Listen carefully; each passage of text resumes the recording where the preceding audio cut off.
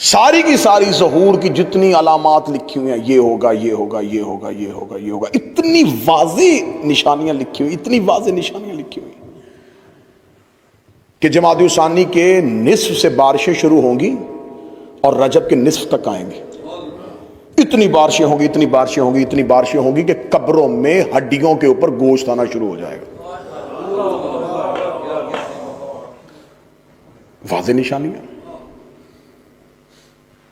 پھر رجب کے بعد پھر وہ ایک ایسا رمضان آئے گا کہ اس رمضان کے اندر واضح نشانی فرامین، جتنی بھی غیبت کی کتابیں اٹھا کے، جتنی غیبت کی کتابیں اٹھا کے دیکھو کہ وہ رمضان ایسا ہوگا کہ اس رمضان میں پہلے چاند گرہن ہوگا، پھر سورج گرہن ہوگا۔ مولا فرماتے کہ اس رمضان میں جب شب قدر کے اعمال کر لو تو اعمال کرنے کے بعد اپنے گھروں کی کھڑکیاں بند کر لینا اور شیشے کے قریب نہ رہنا۔ ایک زوردار دھماکہ ہوگا۔ کسی باپ کا بیٹا گھر نہ آئے تو اسے نیند نہیں آتی، اور ہمیں خبر ہے کہ ہمارا امام زمانے میں موجود ہے۔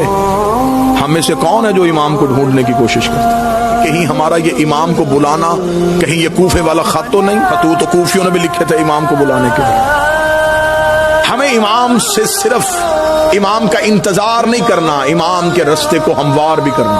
امام نے تو اپنا ایڈریس بتا دیا کہ میں کب اور کہاں ہوتا ہوں۔ اب اس سے زیادہ امام کو کون شیعہ ہے جو کہے کہ مجھے اب ڈھونڈنے میں مشکل ہے؟